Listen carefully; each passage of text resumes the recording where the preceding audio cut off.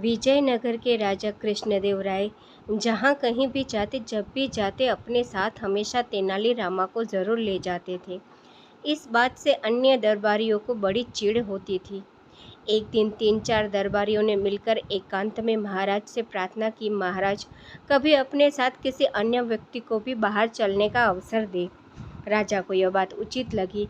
उन्होंने उन दरबारियों को विश्वास दिलाया कि वे भविष्य में अन्य दरबारियों को भी अपने साथ घूमने फिरने का अवसर अवश्य देंगे।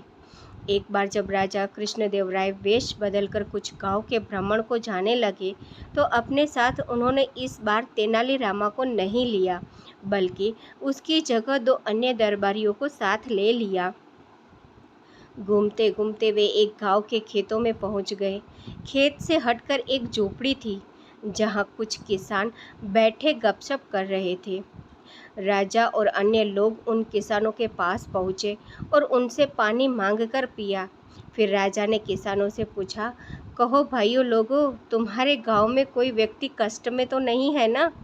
अपने राजा से कोई असंतुष्ट तो नहीं है? इन प्रश्नों को सुनकर गांव वालों को लगा कि वे लोग अवश्य ही राजा के कोई अधिकारीगण हैं। वे बोले, महाशय, हमारे गांव में खूब शांति है, चैन है, सब लोग सुखी है, दिन भर कड़ी मेहनत करके अपना कामकाज करते हैं और रात को सुख की नींद सोते हैं, किसी को कोई दुख नहीं है। राजा कृष्णदेव राय अपनी प्रजा को अपने संतान की तरह प्यार करते हैं, इसीलिए राजा से असंतुष्ट होने का सवाल ही नहीं पैदा होता।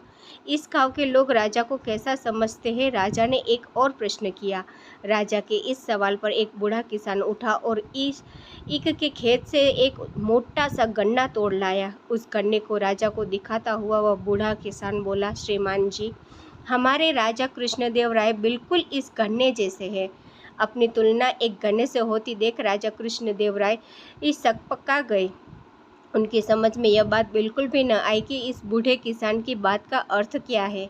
उनकी यह भी समझ में न आया कि इस गांव के रहने वाले अपने राजा के प्रति क्या विचार रखते हैं। राजा कृष्णदेव राय के साथ जो अन्य साथी थे, राजा ने उन साथियों से पूछा, इस बूढ़े किसान के कहने का अर्थ क्या है? साथी राजा का यह सवाल सुनकर एक दूसरे का मुंह देखने लगे। फिर एक साथी ने हिम्मत की और बोला, महाराज, इस बूढ़े किसान के कहने का साफ मतलब यही है कि हमारे राजा इस मोटे गन्ने की तरह कमज़ोर है। उसे जब भी कोई चाहे एक झटके में उखाड़ सकता है, जैसे कि मैंने यह गन्ना उखाड़ लिया है। राजा ने अपने साथी की इस बात पर विचार किया तो राजा को यह बात सही मालूम हुई। वह गुस्से से भर गए और इस बूढ़े किसान से बोले, तुम शायद मुझे नहीं जानते कि मैं कौन हूँ। राजा की क्रोध से भरी वाणी सुनकर वह बूढ़ा किसान डर के मारे थर थर कांपने लगा। तभी झोपड़ी में से एक अन्य बूढ़ा उड़ खड़ा हुआ और बड़े नम्र स्वर में बोला, महाराज, हम आपको अच्छी तरह जान गए हैं, पहचान गए हैं, लेकिन हमें दुख इस बात का है कि आपके साथी ही आपके असली रूप को नहीं जानते। मेरे साथी किसान के कहने का मतलब यह है कि हमारे महाराज अपने प्रजा के लिए तो गन्ने के समान कोमल और रसीले हैं, किंतु दुष्टों और अपने दुश्मनों के लिए महानतम कठोर भी। उस बूढ़े ने एक कुत्ते पर गन्ने का प्रहार करते हुए अपनी बात पूरी की। इतना कहने के साथ ही उस बूढ़े ने अपना लबादा उतार फेंका और अपनी नकली दाढ़ी मुझे उतारने लगा। उसे देखते ही राजा चौंक पड़े। तेनालीरामा, तुमने यहाँ भी हमारा पीछा नहीं छोड़ा?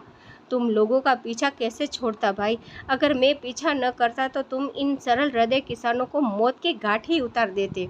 महाराज के दिल में क्रोध का ज्वार पैदा करते सो अलग।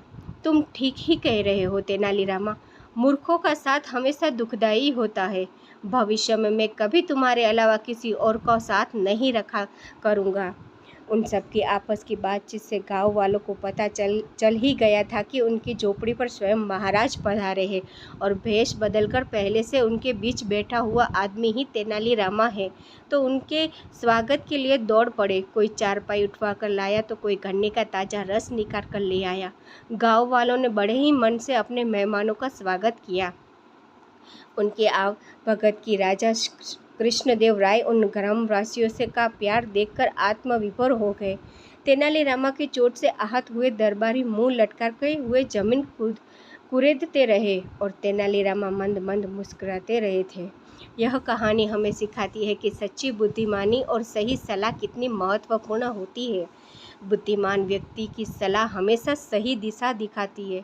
अगर आपको ऐसी ही रोचक और ज्ञानवर्धक कहानियाँ पसंद है तो वीडियो को लाइक करें, शेयर करें और चैनल को सब्सक्राइब ज़रूर करें। Thank you for watching.